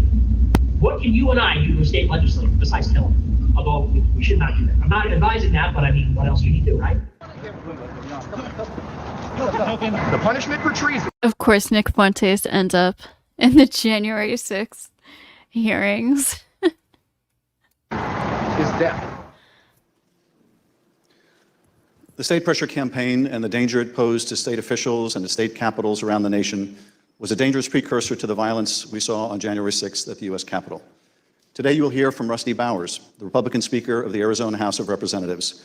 He will tell us about his conversations with the President, with Rudy Giuliani and John Eastman, and what the President's team asked of him and how his oath of office would not permit it. You will then hear from Brad Raffensperger, the Republican Secretary of State of Georgia, who Trump directed to, quote, find 11,780 votes. That did not exist, but just the exact number of votes needed to overtake Joe Biden. You will also hear from Gabriel Sterling, the chief operating officer, his chief operating officer, about the spurious claims of fraud in the elections in Georgia, and who, responding to a cascading set of threats to his elections team, warned the president to stop, that someone was going to get killed. And you will hear from Wandrea Shea Moss, a former local elections worker in Fulton County, Georgia, about how all of the lies about the election impacted the lives of real people who administer our elections and still do. You will hear what they experienced when the most powerful man in the world, the President of the United States, sought to cling to power after being voted out of office by the American people. The system held, but barely. And the system held because people of courage, Republicans and Democrats, like the witnesses you will hear today, put their oath to the country and Constitution above any other consideration. They did their jobs, as we must do ours. Thank you, Mr. Chairman, and I yield back. I now welcome our first panel of witnesses. We're joined today by a distinguished legislator from Arizona, Rusty Bowers, who's a Republican Speaker of the Arizona House of Representatives. Mr. Bowers was first elected to the state legislature in 1993 and has served as Speaker since 2019. Welcome, Speaker Bowers. Brad Raffensperger is the 29th Secretary of State of Georgia, serving in this role since 2019. As an elected official and a Republican, Secretary Raffensperger is responsible for supervising elections in Georgia and maintaining the state's public records. Welcome, Mr. Secretary. Gabriel Sterling is the Chief Operating Officer in the Georgia Secretary of State's office. Mr. Sterling was the statewide voting systems implementation manager for the 2020 election in Georgia, responsible for leading the Secretary of State's response to the COVID pandemic and rolling out modernized voting equipment. I will swear in our witnesses. The witnesses will please stand and raise their right hand. Do you swear affirm? So we have somebody from three Republicans, one from Arizona, and the other two from Georgia. Please be seated. Let the record reflect that the witnesses answered in the affirmative. Speaker Bowers, thank you for being with us today. You're the Speaker of the Arizona House and a self-described conservative Republican. You campaigned for President Trump and with him during the 2020 election. Is it fair to say that you wanted Donald Trump to win a second term in office? Please. Yes, sir. Thank you. And is it your understanding that President Biden was a winner of the popular vote in Arizona in 2020? Yes, sir. Thank you. Pursuant to Section 5C8 of House Resolution 503, the chair recognizes the gentleman from California, Mr. Schiff, for questions. Speaker Bowers, thank you for being with us today. Before we begin with questions that I had prepared for you, I wanted to ask you about a statement that former President Trump issued, which I received just prior to the hearing. Have you had a chance to review that statement? My counsel called from Arizona and read it to me. Yes, sir. In that statement, I won't read it in its entirety. Former President Trump begins by calling you a rhino, Republican in name only. He then references a conversation in November 2020 in which he claims that you told him that the election was rigged and that he had won Arizona. To quote the former president, during the conversation, he told me the election was rigged and that I won Arizona, unquote. Did you have such a conversation with the president? I did have a conversation with the president. That certainly isn't it, but there were parts of it that are true, but there are parts that are not, sir. And the part that I read you, is that false? Anywhere, anyone, anytime has said that I said the election was rigged, that would not be true. And when the former president in his statement today claimed that you told him that he won Arizona, is that also false? That is also false. Mr. Bowers, I understand that after the election, and I don't know whether this is the conversation the former president is referring to, but after the election, you received a phone call from President Trump and Rudy Giuliani in which they discussed the result of the presidential election in Arizona. If you would, tell us about that call and whether the former president or Mr. Giuliani raised allegations of election fraud. Thank you. My wife and I had returned from attending our church meetings. It was on a Sunday, and we were still in the driveway, and I had received a call from a colleague telling me that the White House was trying to get in touch with her and I, and that she said, please, if you get a call, let's try to take this together. Immediately, I saw that the White House on my Bluetooth was calling, and I took the call and was asked by I would presume, the operator at the White House if I would hold for the president, which I did, and Mr. Giuliani came on first, and niceties. Then Mr. Trump, Did they say the President date Trump, then of President this? Trump came on, and we initiated a conversation. Of this conversation? Did you ask Mr. Giuliani for proof of these allegations of fraud that he was making? On multiple occasions, yes. And when you asked him for evidence of this fraud, what did he say? He said that they did have proof, and I asked him, do you have names? For example, we have 200,000 illegal immigrants, some large number, 5,000 or 6,000 dead people, etc. And I said, do you have their names? Yes. Will you give them to me? Yes. The president interrupted and said, give the man what he needs, Rudy. He said, I will. And that happened on at least 2 occasions, that interchange in the conversation. So Mr. Giuliani was claiming in the call that there were hundreds of thousands of undocumented people and thousands of dead people who had purportedly voted in the election? Yes. And you asked him for evidence of that? I did. And did you ever receive from him that evidence either during the call, after the call, or to this day? Never. What was the ask during this call? He was making these allegations of fraud, but he had something or a couple things that they wanted you to do. What were those? The ones I remember were first that we would hold, that I would allow an official committee at the Capitol so that they could hear this evidence and that we could take action thereafter. And I refused. I said, up to that time, the circus, I called it a circus, had been brewing with lots of demonstrations, both at the counting center, at the Capitol, and other places. And I didn't want to have that in the House. I did not feel that the evidence, granted in its absence, merited a hearing, and I didn't want to be used as a pawn if there was some other need that the committee hearing would fulfill. So that was the first ask, that we hold an official committee hearing. And what was his second ask? I said, to what end? To what end the hearing?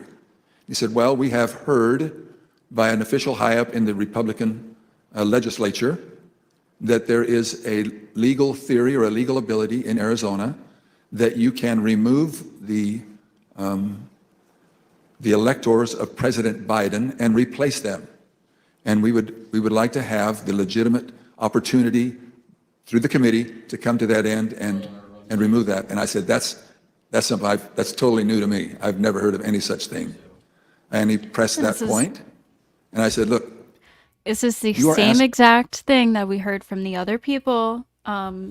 We just saw interviews, some videos of people testifying to the same exact thing that Trump was calling them and asking, to make them aware and to try to get them to be able to replace the electors, with a new slate of electors that would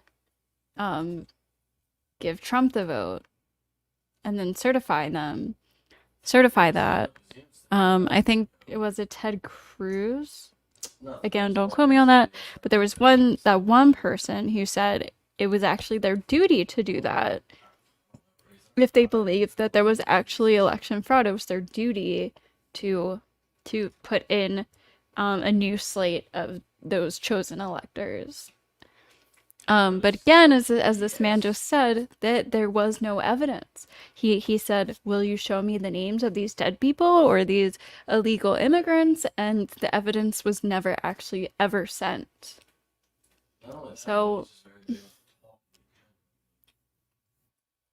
asking me to do something that is counter to my oath when I swore to the Constitution to uphold it, and I also swore to the Constitution and the laws of the state of Arizona.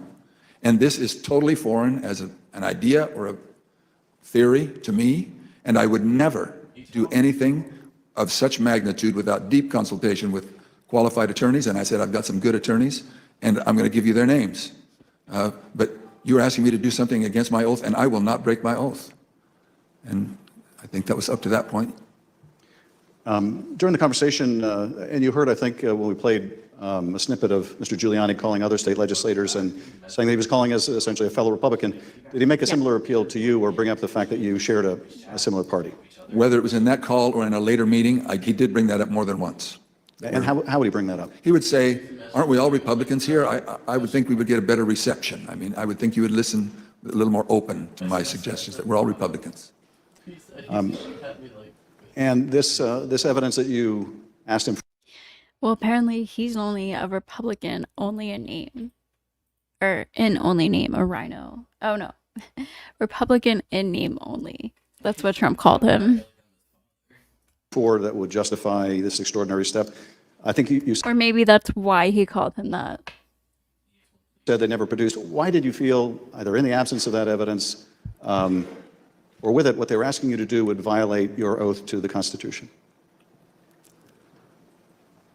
First of all, when the people, and in Arizona, I believe it was some 40 plus years earlier, the legislature had established the manner of electing our officials, or the electors for the presidential race. Once it was given to the people, as in Bush v. Gore, illustrated by the Supreme Court, it becomes a fundamental right of the people. So as far as I was concerned, for someone to ask me in the, I would call it a paucity, there was no evidence being presented of any strength. Evidence can be hearsay evidence, it's still evidence, but it's still hearsay. But strong judicial quality evidence, anything that would say to me, you have a doubt, deny your oath. I will not do that. And on more than one occasion throughout all this, that has been brought up, and it is a tenet of my faith that the Constitution is divinely inspired, of my most basic foundational beliefs. And so for me to do that because somebody just asked me to is foreign to my very being. I will not do it. This guy seems like a very poetic During man. that conversation, Speaker Bowers, did you ask him if what he was proposing had ever been done before? Foreign to my very What did being. he say? He said, well, I'm not familiar with Arizona I appreciate law or any him, of the though. laws, but I don't think so. And that also was brought up in other conversations, both with him and with John Eastman and others. Speaker Bowers, I understand that a week after that call, Mr. Giuliani appeared with others associated with President Trump's effort to overturn the result of the election at a purported legislative hearing in a hotel ballroom in Phoenix. Was this an official hearing of the state legislature? It was not. And why was it not a real or official hearing of the legislature? A legislator can hold a group meeting, you can call it a hearing, but when they ask me to have an official hearing, we establish it by protocols, public notice, etc. It's typically held at the Capitol, but doesn't need to be. We can authorize a hearing off campus. And in this case, I had been asked on several occasions to allow a hearing. I had denied it, but said, you're free to hold a meeting, any meeting you want, to the person who asked, and which he ultimately did. I think he was a little frustrated, but he ultimately did. Now, this meeting was the same day, I believe, that the governor of Arizona, Doug Ducey, certified Biden as the winner of the presidential election in Arizona. Did you meet with Mr. Giuliani and his associates while they were in Phoenix sometime after that purported legislative hearing at the hotel? Yes, I did, sir. And at that meeting, did Mr. Giuliani raise any specific allegations of election fraud again? His initial comments were, again, the litany of groups of illegal individuals or people deceased, etc. And he had brought that up, and I wasn't alone in that meeting. There were others, and other members of the Senate aggressively questioned him. And then I proceeded to question him on the proof that he was going to bring me, etc. But he did bring those up, yes. And these other legislators were also Republican members of the Senate? They were, yes, sir. And did they also press him for proof of these allegations? They pressed him very strongly, two of them especially, very strongly. And at some point, did Mr. Giuliani ask one of the other attorneys on his team to help him out with the evidence? He did. He asked Jenna Ellis, who was sitting to his right.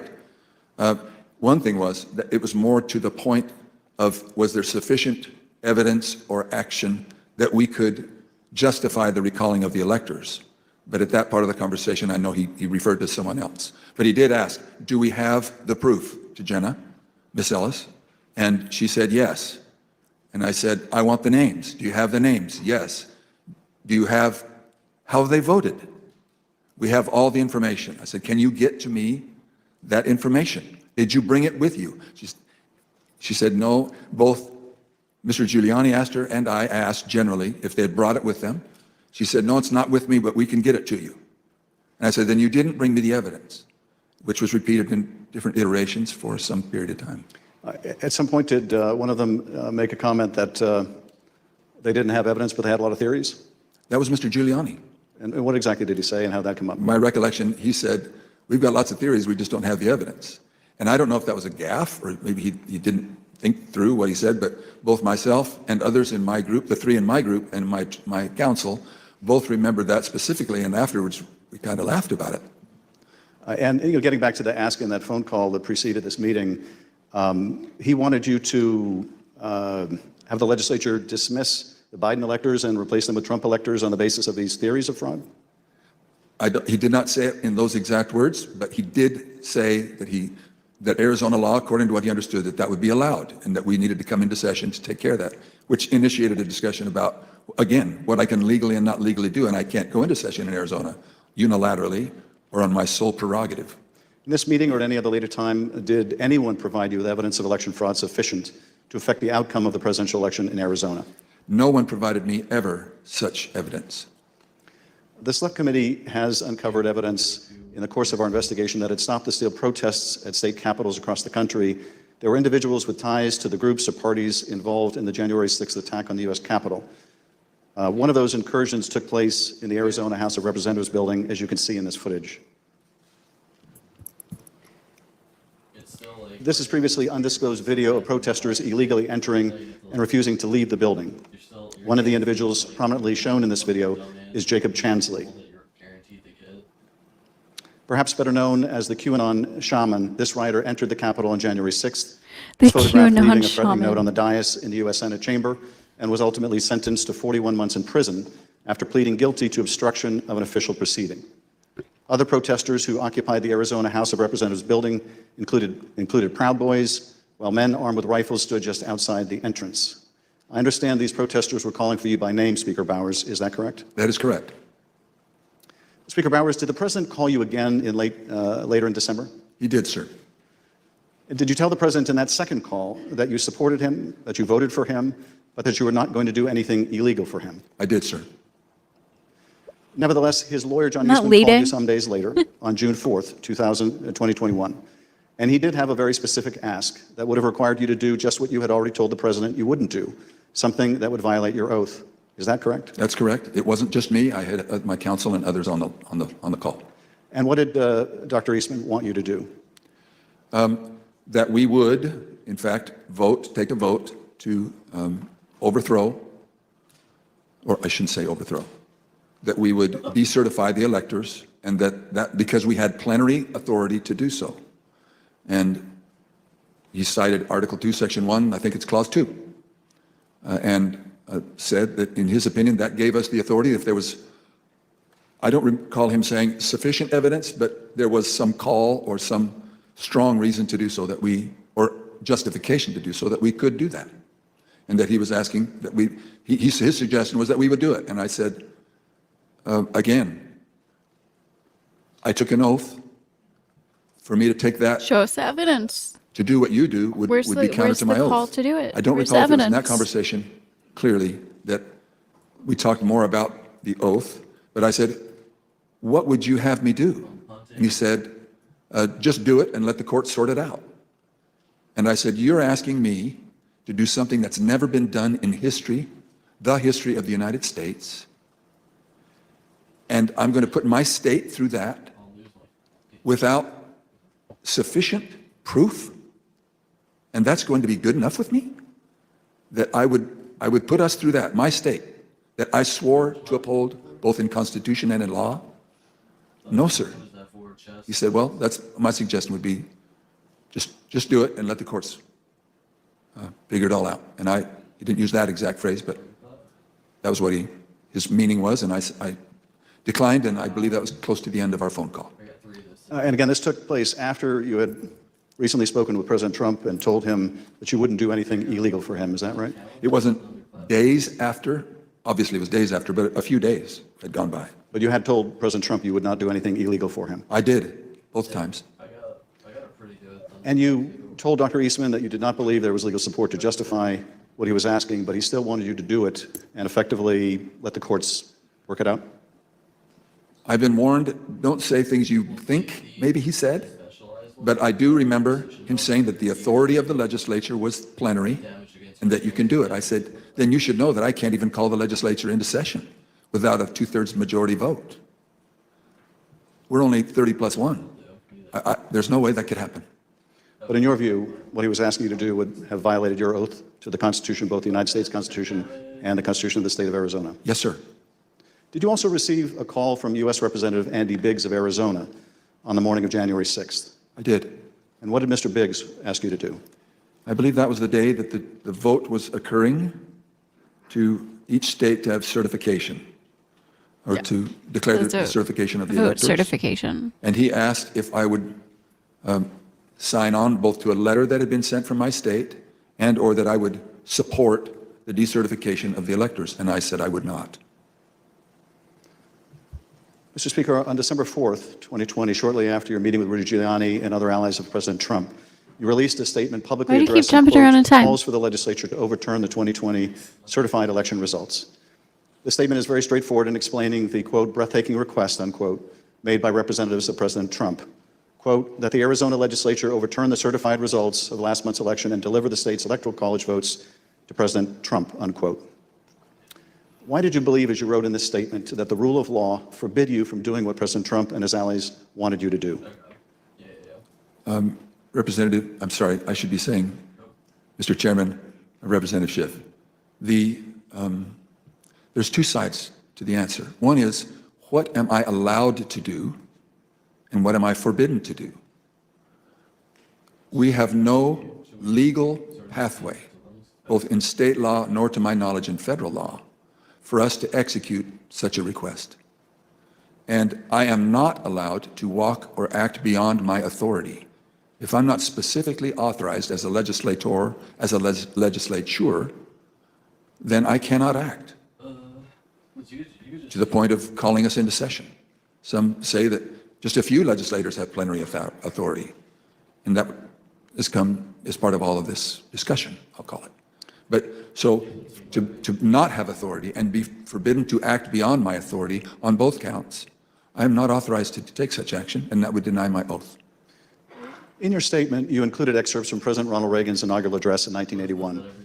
The newly inaugurated president told the country, quote, the orderly transfer of authority as called for in the Constitution routinely takes place as it has for almost 2 centuries, and few of us stop to think how unique we really are. In the eyes of many in the world, this every 4-year ceremony we accept as normal is nothing less than a miracle. Tell us, if you would, Mr. Speaker, why did you include President Reagan's words in your public statement? Mr. Chairman, Representative Schiff, because I have a lot of admiration for Ronald Reagan. I've had the opportunity of going through his home with one other person and walking through, and I have a lot of admiration for him. Okay. When he pointed out, which is, I have lived in other It's countries. just a weird thing to for a point period of out. Like, time I walked through his and have home with visited one other a few person. countries, and during election times, the fact that we That's what I mean. I think this guy's allow like an very election, poetic. support But again, an I election, appreciate him. and stand behind the election, even in the past when there have been serious questions about the election, and then move on without disturbance. Yeah, because this has and with happened before, right? acceptance Like, that we choose. the one that I remember very distinctly was Al Gore and George Bush. Al Gore thought the election was stolen or maybe miscounted or something like that. But I remember there was this big deal about the election. So this is something that happens. This is not new. And I guess it's investigated and all of that, and the election fraud, the alleged election fraud in 2020 was also all investigated.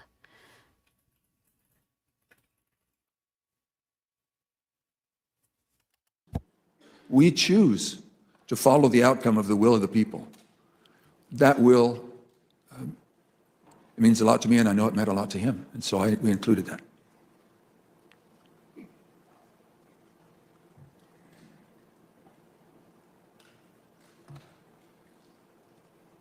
More deeply at the.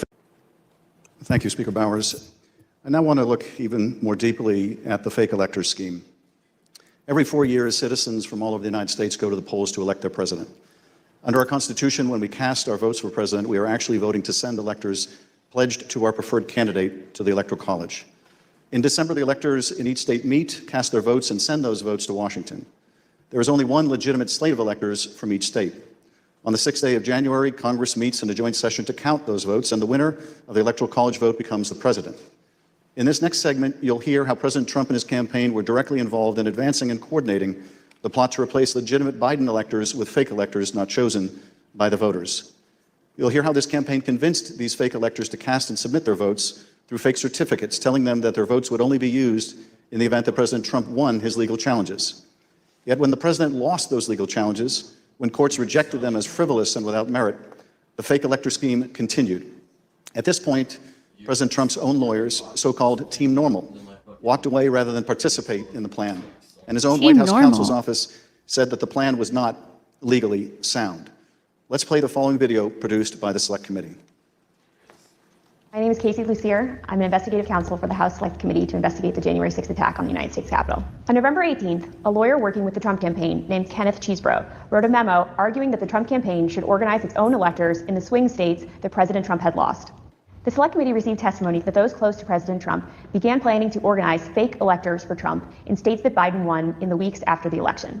Who do you remember being involved in those early discussions around the Thanksgiving time regarding having alternate electors meet?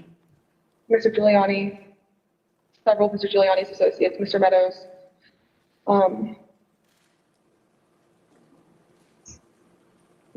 Members of Congress, although it's difficult to distinguish if the members I'm thinking of were involved during Thanksgiving or if they were involved as we progress through December. At the president's direct request, the RNC assisted the campaign in coordinating this effort. What did the president say when he called you? Essentially, he turned the call over to Mr. Eastman, who then proceeded to talk about the importance of the RNC helping the campaign gather these contingent electors in case any of the legal challenges that were ongoing changed the result of any of the states.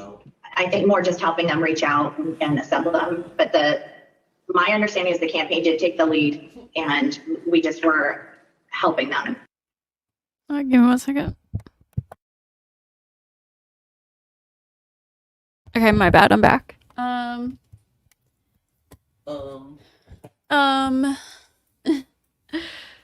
So I originally wanted this to be like a debate between people. I guess I started late, or I don't know if it's because I made a second stream and I don't know what it is. Something's weird, but there's a couple of people I wanted to debate this topic with, and we're actually already 55 minutes into this video, so I'm gonna stop it here and try again tomorrow night, start the stream a little bit earlier, so hopefully some of the people that I've been debating this with will will be here and we can discuss that together, because that was kind of the purpose. So, I mean, same. My through December. Involved in those early discussions. This is Casey Lucier. I'm an investigative counsel for the House Select Committee to investigate the January 6th attack on the United States Capitol. On November 18th, a lawyer working with the Trump campaign named Kenneth Chesebro wrote a memo arguing that the Trump campaign should organize its own electors in the swing states that President Trump had lost. The Select Committee received testimony that those close to President Trump began planning to organize fake electors for Trump in states that Biden won in the weeks after the election. Who do you remember being involved in those early discussions around the Thanksgiving time regarding having alternate electors meet? Mr. Giuliani, several of Mr. Giuliani's associates, Mr. Meadows.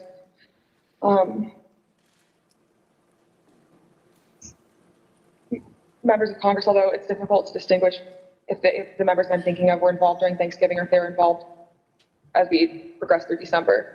At the president's direct request, the RNC assisted the campaign in coordinating this effort. What did the president say when he called you? Essentially, he turned the call over to Mr. Eastman, who then proceeded to talk about the importance of the RNC helping the campaign gather these contingent electors in case any of the legal challenges that were ongoing changed the result of any of the states. I think more just helping them reach out and assemble them. But my understanding is the campaign did take the lead, and we just were helping them in that role. As President Trump and his supporters continued to lose lawsuits, some campaign lawyers became convinced that convening electors in states that Trump lost was no longer appropriate. I just remember I either replied or called somebody saying, unless we have litigation pending this, like in these states, like I don't think this is appropriate, or this isn't the right thing to do. I don't remember how I phrased it, but I got into a little bit of a back and forth, and I think it was with Ken Chesebro, where I said, all right, you just get after it. Like I'm out. At that point, I had Josh Finley email Mr. Chesebro politely to say, this is your task. You are responsible for the Electoral College issues moving forward. And this was my way of taking that responsibility to zero.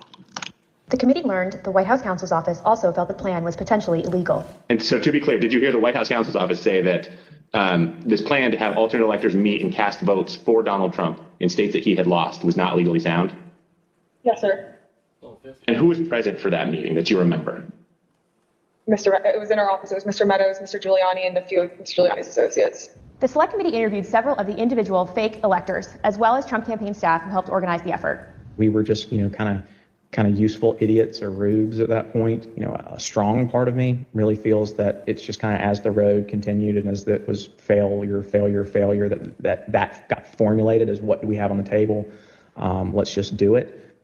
And now, after what we've told you today about the Select Committee's investigation about the conclusion of the professional lawyers on the campaign staff, Justin Clark, Matt Morgan, and Josh Finley, about their unwillingness to participate in the convening of these electors, how does that contribute to your understanding of these issues?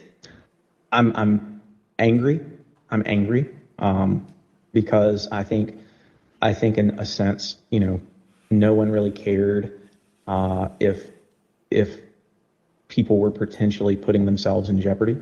Would you have not wanted to participate in this any further as well? I absolutely would not have.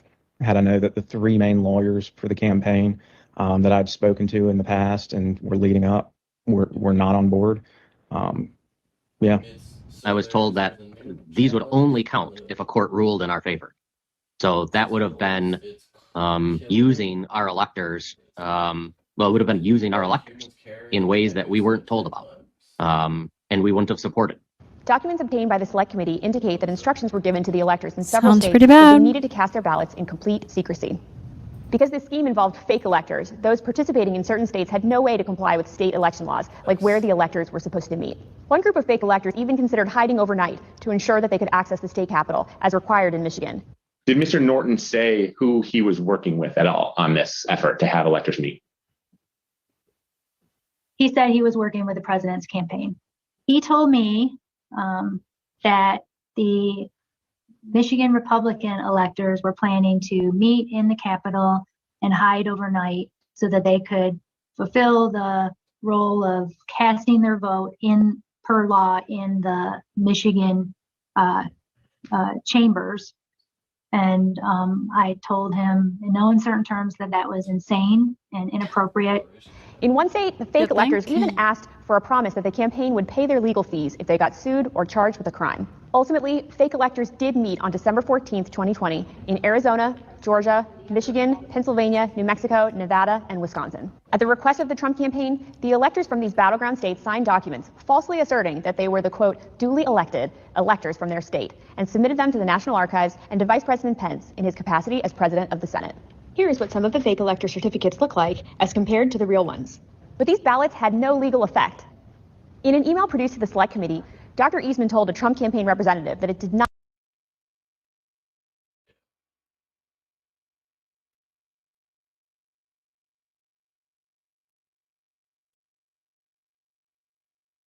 Even got like the little stars on here. What kind of precision, so?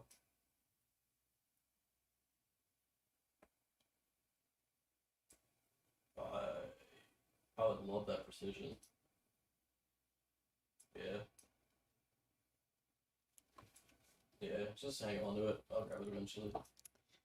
What are the qualifications to be an elector? The U.S. Constitution contains very few provisions relating to the qualifications of electors. Article 2, Section 1, Clause 2 provides that no senator or representative or a person holding an office of trust or profit under the United States shall be appointed an elector. As a historical matter, the 14th Amendment provides that state officials who have engaged in insurrection or rebellion against the United States or given aid and comfort to its enemies are disqualified from serving as electors. This prohibition relates to the post-Civil War era. Each state's certificate of ascertainment contains the names of its appointed electors. A state's certification of its electors is generally sufficient to establish the qualification of electors. Stores, trades, garden, like whatever the base is, it'll copy completely. Who selects the electors? Choosing each state's electors is a two-part process. First, the political parties in each state chooses slates of potential electors sometime before the general election. Second, during the general election. The voters in each state select the state's electors by casting their ballots.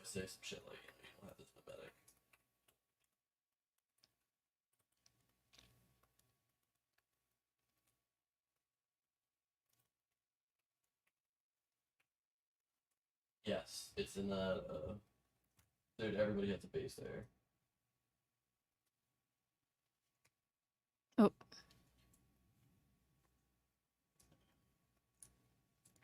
Yeah.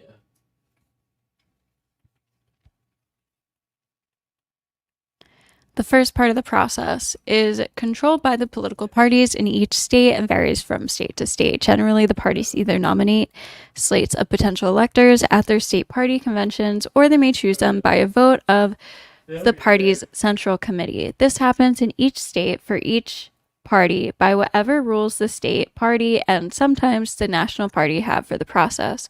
This first part of the process results in each presidential candidate having their own unique slate of potential electors.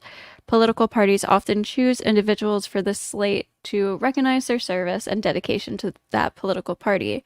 They may be state elected officials, state party leaders, or people in the state who have a personal or political affiliation with their party's presidential candidate.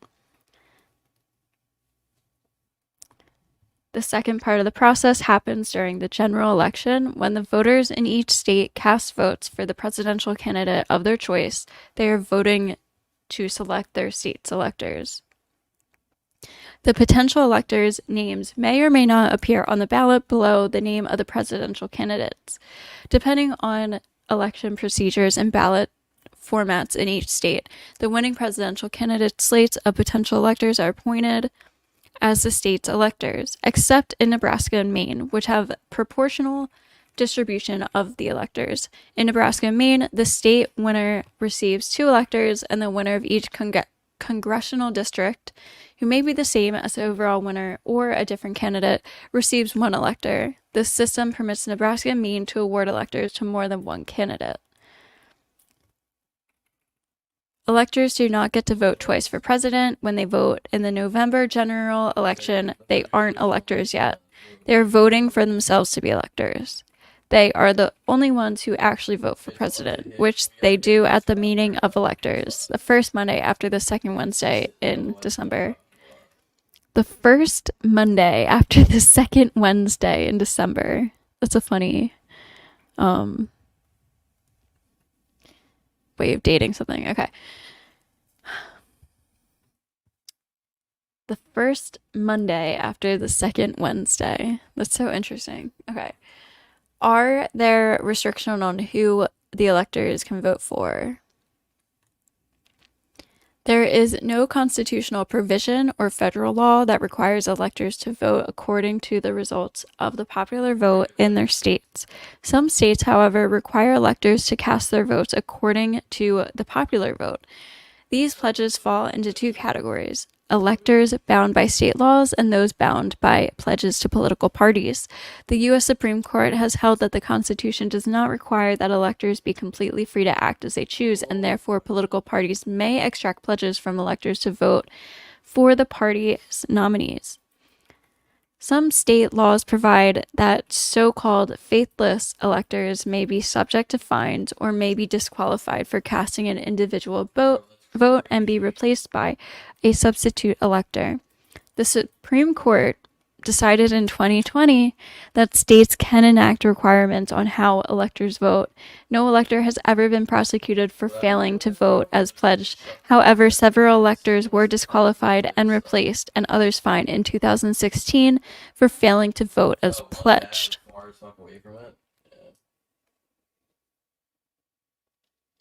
Interesting. Interesting how several electors were disqualified and replaced, and others fined in 2016 for failing to vote as pledged. 2016, the year that Donald Trump won his presidency. Now, I don't know anything about this, but this specific 2016 incident where electors were disqualified and replaced. That's interesting. It happened to be the year that Trump won. And then the other date that they mention here is 2020. The election Trump lost. The Supreme Court decided in 2020 that states can enact requirements on how electors vote. No elector has ever been prosecuted for failing to vote as pledged. Okay. It is rare for electors to disregard the popular vote by casting their electoral vote for somebody other than their party's candidate. Electors generally hold a leadership position in their party or were chosen to recognize years of loyal service to their party. Throughout our history as a nation, more than 99% of electors have voted as pledged. The National Association of Secretaries of State has compiled a brief summary of state laws about the various procedures, which vary from state to state, for selecting slates of potential electors and for conducting the meeting of electors. If the electors vote for president, why should I vote in the general election? During the general election, your vote helps determine your state's electors. When you vote for a presidential candidate, you aren't actually voting for president. You are telling your state which candidate you want your state to vote for at the meeting of electors. The states use these general election results, also known as a popular vote, to appoint their electors. The winning candidate's state political party selects the individuals who will be electors. Okay, so I just wanted to go over that real quick too. This is archives.gov/electoral-college/electors. Talent is, I mean, it's not the end of the world, but no.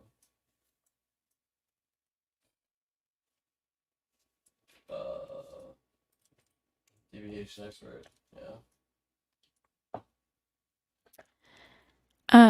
Okay.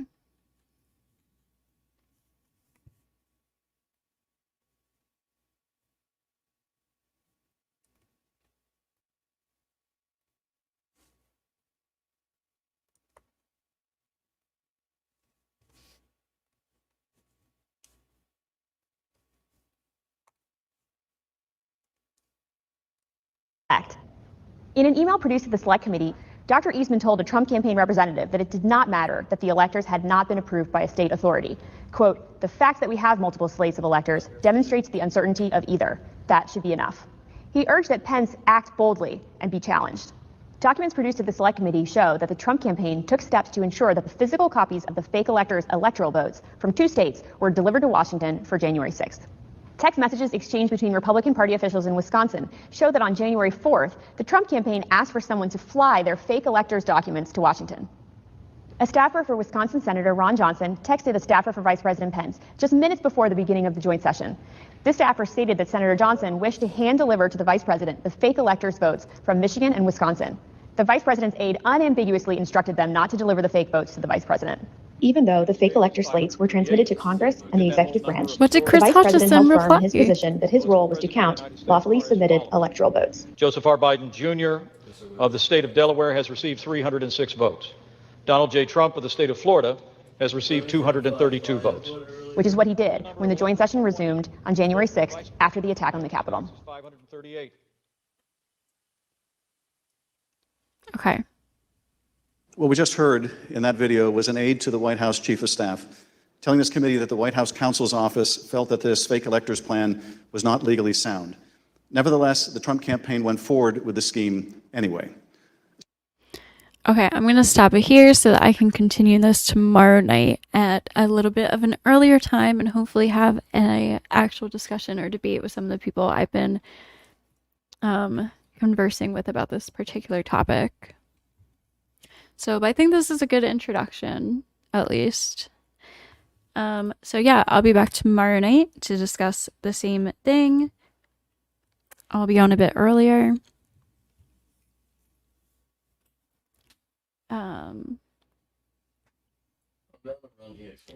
So yeah, thank you guys for watching this.